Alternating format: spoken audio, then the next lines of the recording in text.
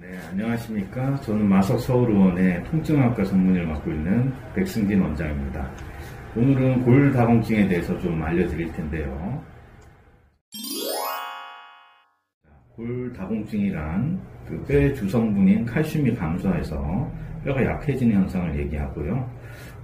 왼쪽 그림 상단 위의 뼈와 같이 정상인의 뼈 같은 경우는 뼈가 서로 결합이 되게 치밀하고 뼈의 굵기가 굵습니다. 우측은 이제 골다공증 걸림뼈인데요. 이 경우는 뼈가 가늘어지고 서로 간의 결합들이 되게 치밀하지 못하게 됩니다. 그래서 결국에는 경미한 충격에도 쉽게 골절이 가능하게 됩니다. 그래서 어르신들 혹시 어디에 살짝 부딪혔다든지 아니면 뭐 물건 들다가 허리를 뼈는데 통증이 계속 간다든지 하면 꼭 그 파스 같은 거 붙이지 마시고 병원에 가서 의사 상담을 좀 받아보시기 바랍니다. 골절이 꼭 생겼을 수도 있거든요. 네.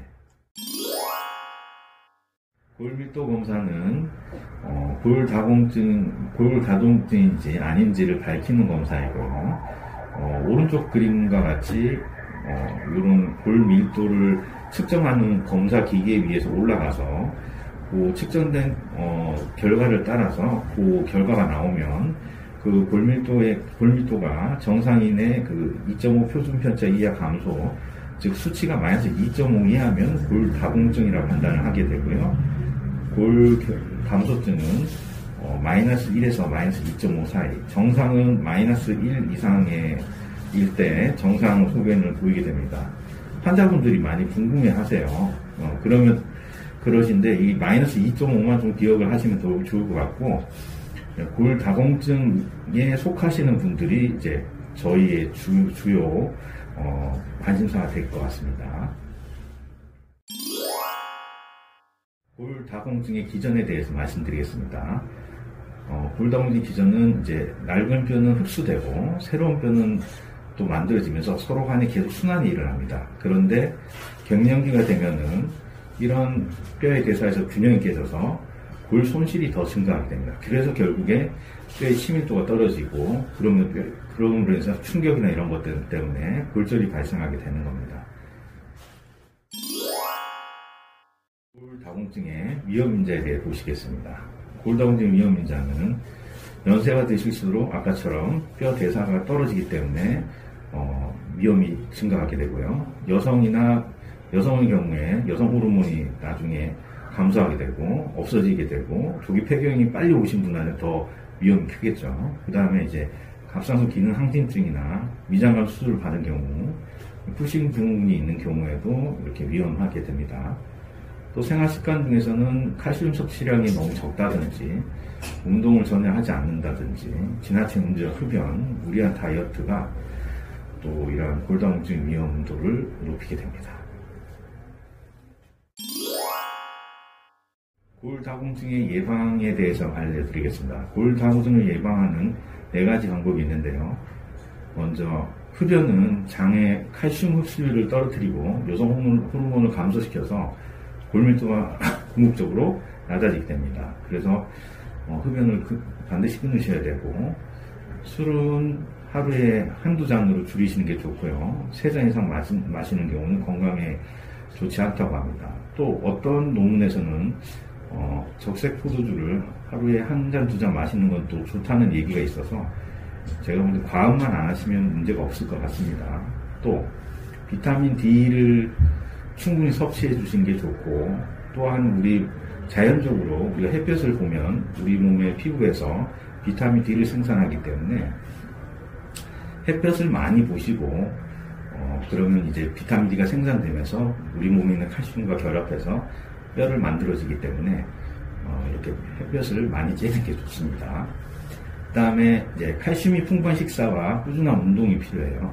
그래서 그 조깅 같은 체중 부하 운동을 좀 해주시고, 칼슘을 섭취된 칼슘이 많은 음식들을 꾸준히 좀 드시면 좋겠습니다. 이거는 이제 병원에서 중요한 얘기인데요. 약물 치료의 종류와 주의사항에 대해 알려드릴게요. 보통 우리 약물 치료는 크게 나눠서 복용약과 그 다음에 주사약으로 나뉘는데, 주사약물에 비해서 복용약은 안전하지만 속이 좀 불편해서 그 환자분들이 이제 주사로 하고 싶다는 얘기가 많고 또 자주 까먹기 때문에 저런 것들은 뭐 어떤 주기적으로 먹어야 되는 게 있어요. 그래서 좀 주사약으로 더 원하시는 경우가 많습니다. 이 중에서 가장 기본적인 약제는 비스포스포네이트 제제인데요. 이런 건 보통 3개월용이랑 뭐 1년에 한 번 주사하는 서로 다른 제제가 있는데, 저희 병원에서는 1년짜리가 너무 부작용이 크기 때문에 3개월에 한 번 맞는 주사를 하고 있고, 요거는 이제 혈관으로 주사를 하게 됩니다. 자, 요게 이제 좋고 기본적인 약이긴 한데, 주의할 점이 꼭 하나 있습니다. 임플란트를 하시는 경우에는 치과 즉각 꼭 시술 전에 미리 알려야 됩니다. 그래서 보통 3개월 전에는 중지를 하는 게 좋고, 그렇지 않으면은, 그 치아를 이식하는 부위가 뼈가 괴사가 될 수도 있고, 또 턱관절 괴사가 아주 드물게 발생하는 경우가 있습니다. 그래서 나중에 임플란트를 다 심고 시술이 완료된 후에도 완전히 암 후에 치료를 개시해야 됩니다. 그 다음에 이제 6개월에 한 번 맞는 프롤리아 주사가 있는데요. 요거는 이제 배나 어깨 쪽에 피하에다가 주사를 맞게 되고, 골다공증이 좋아져도 중지하면 급격히 골다공증이 심해질 수가 있습니다. 그래서 골다공증이 좋아져도 치료를 계속 해야 됩니다. 그것을 꼭 명심을 하셔야 돼요. 골다공증 식이요법에 대해 말씀드리겠습니다. 여기는 가장 중요한 것은 제가 따로 정리를 해봤는데요. 이 권장되는 시기와 권장되지 않는 시기를 꼭 기억하시고, 이 부분을 꼭 기억해 주시고, 여기에 대해서 좀 음식을 드시면 좋겠습니다. 대표적으로 콩, 두부, 두유, 우유 이런 유제품을 좀 드시는 게 좋겠고, 비타민 D와 칼슘이 많이 들은 표고버섯, 그리고 멸치, 귤, 자두 이런 것들이 좋습니다. 권장되지 않는 시기는 짠 음식을 먹으면 우리 칼슘 배출이 증가하게 되고, 인스턴트 음식, 음주, 흡연, 탄산음료 이런 것들이 좋지 않게 됩니다.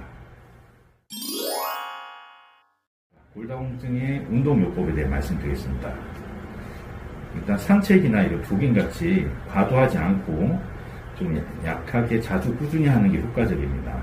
과할 시에는 골절 발생 위험이 높기 때문에 역기를 든다든지 이런 것들은 하지 않는 게 좋습니다. 매주 3에서 5일 정도 하시는 게 좋고, 매일 하실 때 30분에서 60분 사이로 하시는 게 좋습니다. 저희 병원에 전문적인 의료진들이 있기 때문에 저희 병원에 오시면 저희를 믿고 오시면 저희 모든 지식들을 통해서 우리 어르신들의 건강을 위해 열심히 노력할 것을 약속드립니다.